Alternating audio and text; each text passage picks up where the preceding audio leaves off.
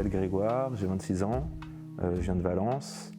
Je suis ici parce que j'ai monté avec Léa un projet qui s'appelle Alteragua. Je m'appelle Léa, je suis éducatrice spécialisée et donc je suis porteur du projet Alteragua avec Grégoire.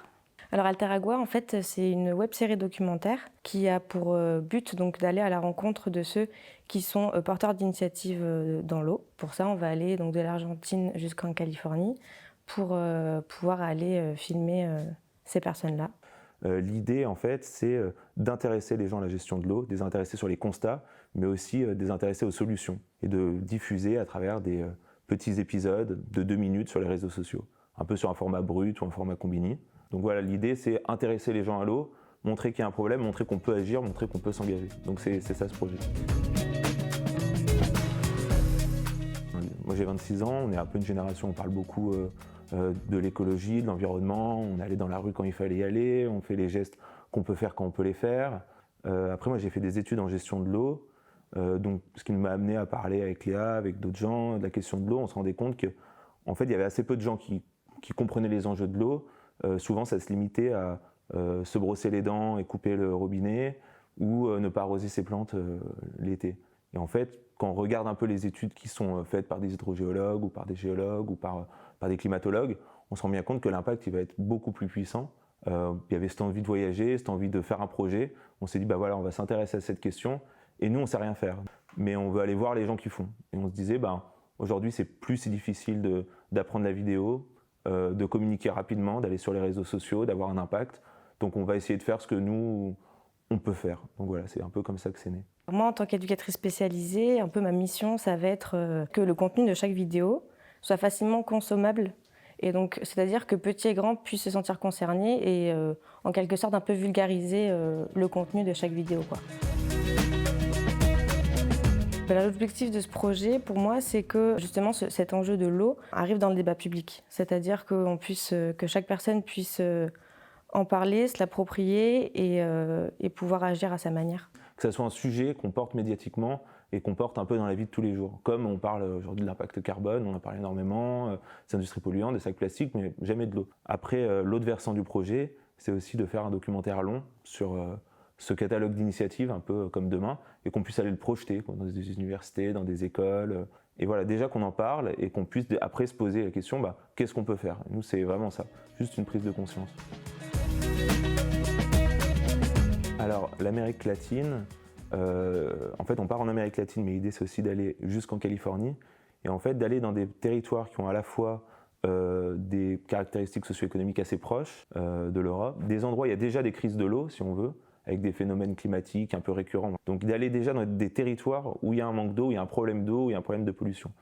Et puis, alors il y a une grosse diversité, donc c'est l'essentiel de pourquoi on va en Amérique latine et en Californie.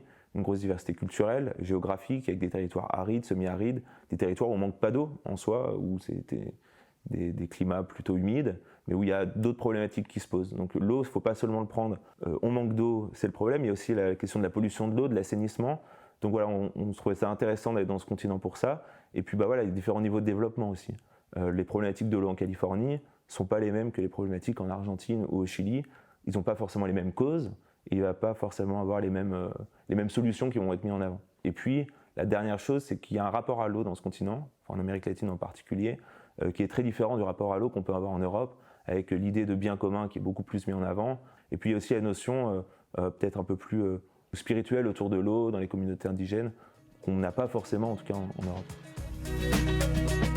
Alors on va le financer par du coup des mécénats ou des sponsorings qu'on est en train d'envoyer là. Il y a aussi la campagne de crowdfunding qui est une cagnotte participative où donc on va sur là ce sera KissKissBankBank, donc on peut trouver notre projet et donc là il y a une page donc qui explique ce que c'est notre projet, qui nous sommes nous, pourquoi on fait ce projet là, à quoi va servir du coup les sous qu'on nous donne et donc chacun peut donner ce qu'il veut. On envoie des mails, on voit, il y a des fois des appels à projets, donc on va voir si on rentre ou pas dans les listes. Après, on envoie aussi à des fondations, en fait, on envoie des dossiers où on explique encore une fois le projet et pourquoi on a besoin, si le projet leur parle, pourquoi donc ce serait intéressant d'avoir un partenariat ensemble et à quoi servirait leur coup de pouce, quoi.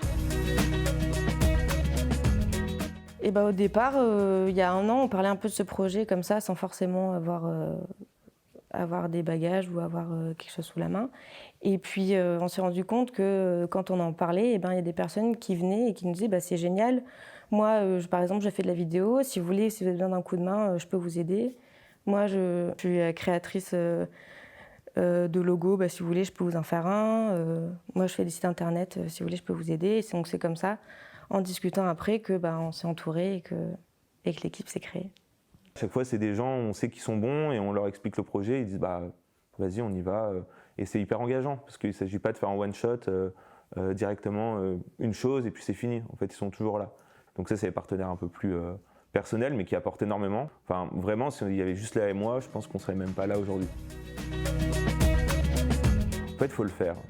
Faut juste le faire. Faut pas attendre que d'autres proposent qu'on le fasse ou attendre la bonne occasion. Faut le faire et après, bah, ça suivra. Voilà, tout simplement. Ça peut paraître un peu compliqué, mais nous, on y est arrivés et c'est ça, en fait, c'est penser à un projet. Et si vous voulez que le projet il fonctionne, et ben, c'est savoir s'entourer, c'est oser y aller et vous verrez qu'il y a pas mal de gens qui vont vous suivre. Nous, on ne pensait pas et en fait, bah, si, ça peut marcher.